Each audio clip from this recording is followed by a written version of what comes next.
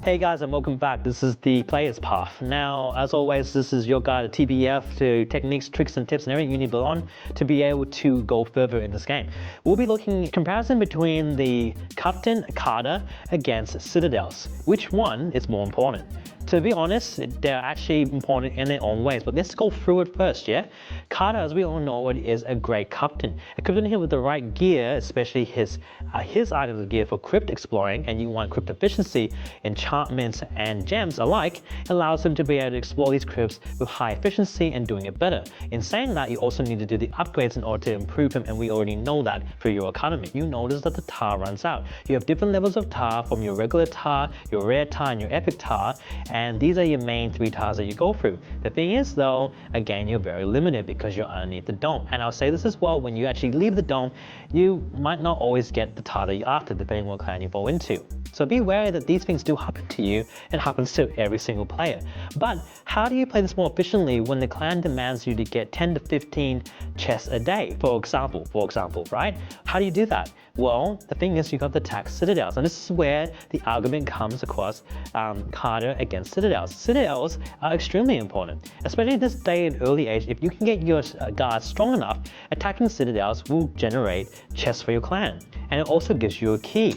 Those keys will help you unlock rare crypts, which gives you even better items and gives you gems and more resources and silver to yourself, and of course the occasional drop of gold if things go well. Now the thing is though, you look at the two and you're going, well, you know, I love my Carter. I could do this, I could do all, but what am I supposed to do now? Because I ran out of my time. Every great leader is going to know, it's going to tell you the same thing as I said before. You cannot rely on Carter alone.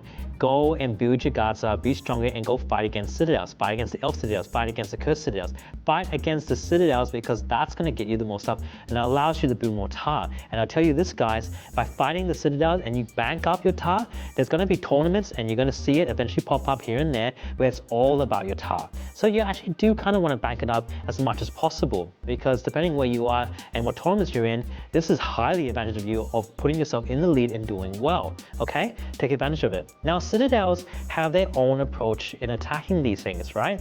And you need to be able to horn down which are important for you. I'll tell you this right now, at the early stages of the game, especially being on the dome, level 5 and level 10, level 15 are just fine. It's just fine. But you need to break away from that because it doesn't really give you much clan wealth. Now every leader and every supervisor knows already that these are the useless chests. They truly are useless. If you're looking for clan growth and clan wealth and actual development, you need to understand that both Carter and your Citadels are life and blood of the game, of your clan, of your group. And you need to have a combination of both. Synergy between both is just as important. So, what is important as a whole? You ultimately want to reach the target goal of making level 20 Cursed Citadels or level 20 Elf Citadels up to level 30 being your main targets of Citadels that you go after, because these have a higher value for clan wealth, and clan wealth can give you some awesome drops, you know, and that's only going to be better for you guys. At the same time, if you make it a priority to collect the chests that you're after, it's the blood and the fuel for you to continue building your troops and go on the path that you need to.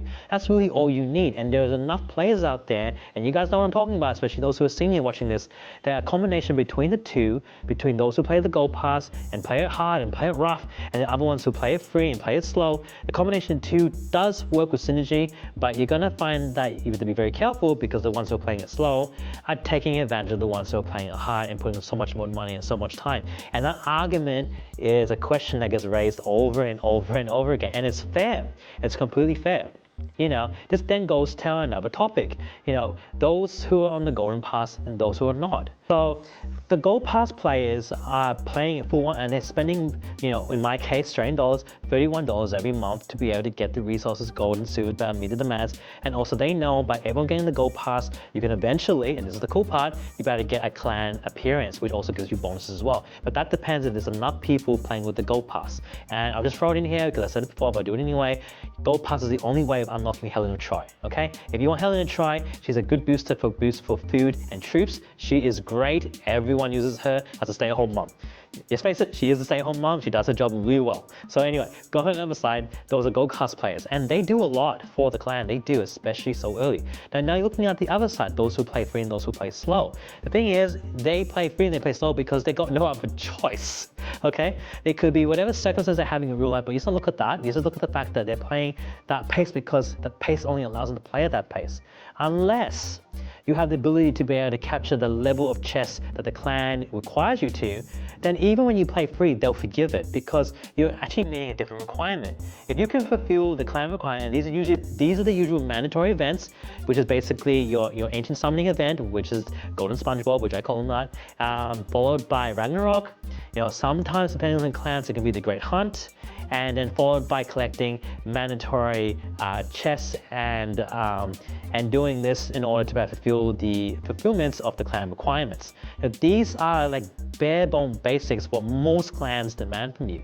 And if you play freely and meet those requirements, then you're okay. But that's the thing though, you still have to get there, right? You can't just do that and say, oh yeah, I'm a 100k streamer, I could do what you need to tell me to do, only to find out that you're struggling, you can't meet the demand, you can't keep up, and now you're trying to hide away until someone doesn't discover you. But I'll tell you this, your supervisors and your leader can see what you're doing. And let me explain a little thing here that you guys should know for those who don't know, and for those who know, those who already do know, don't worry about it, you know better already. For those who don't know and think they can get away with it, you can't. Because the thing is, every time you collect the chest, your name is right there. Your name is right there, so you can't really hide anywhere. So we could tell how many chests you're collecting every day. So if we say you need to collect 5 a day, we can go through every single member of our clan for a certain amount of time, because as you know, it stays for several hours at a time before they close off. Your names are across each chest. We can even count it by hand. Now there are applications where I say another day, but I'll just say it very quickly. There is applications where you can use to make things easier, and one of them is counting chests. Besides that, a lot of people are doing it manually. Those who are doing it smart and those making sure that every player are meeting their mandatory goals. And though it's long and lengthy, but it's a necessity to know who's doing what. And by doing so, they can tell exactly what you're doing and what you're not doing, how many days you have not been collecting chests and so forth. They have already do it, or they have more than one clan chest counter to be able to do this to help them proceed with the count. But you can have a mix of the two only if the ones who are not paying are pulling their weight, okay? If they're not pulling their weight, kick them out. It's not worth keeping them. I know it sounds cruel, but you can't grow with people like this. They're just using you and abusing you, and they're abusing the clan.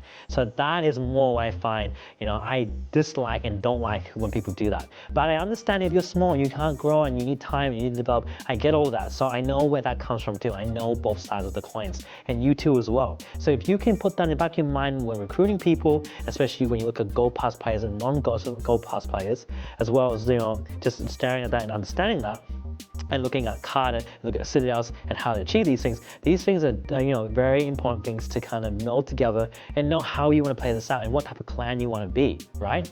Now again, like I said, put hints out there, we'll be talking to some world total battle players in the top ladder, and that's going to be some really awesome material, and we're going to hear their sides of how they got into the world list, and then much more, I don't know what their stories are to share. I'm kind of interested to get there. So this is looking at these two particular areas, and that's a little sneak peek of what to expect later down the track, and we're working on that. But that's also two things you remember as being the player underneath of the dome. Now, little things I have to say, and I have to say this because people constantly forget. You guys, please, please listen to your leaders and supers. Make sure you click each chest by itself. Please click help each one by itself, and the answer is why? Why is because it increases your clan territory. It keeps your territory wide. If you don't do it, it shrinks, because I don't know, ask the admin why they did that. I don't know why they did that. You must click them separately, guys. And if you don't, that border is going to be from this and down to nothing, because you didn't do the simple thing of clicking because you got lazy. And trust me, it happens over and over again. Do that, or your clan leaders or supervisors are going to get really annoyed, and you can't blame them because they're making all the efforts to help you grow. They really truly are. They're trying to help you grow, and they want the clan to grow. That's all they want. That's all they're trying to achieve here. So do them some good, help them out. If you got a skill set, go tell them that. If you want to climb up in the game and you want to be the highest you can in your clan, that's a supervisor. So climb up, show your skills, step up. You don't even have to have that experience. Step up. You're going to see how much you're going to grow and how fast you're going to get and how much more info you get by playing this way. Like in life, you know, if you're able to solve a problem and fix it, that makes you money. In this game, the more problems you have to solve, the higher you grow. Same principle. It might be a game, but you know, same principle here. So anyway, as always, I'll keep it short this way. Just leave a like, a dislike, a comment. If you want to collab and share your stories with me, I'm happy to hear it. I'm sure there's so much people out there in this, wide community. I love you guys. TBF forever, man. I'll see you guys soon. Bye.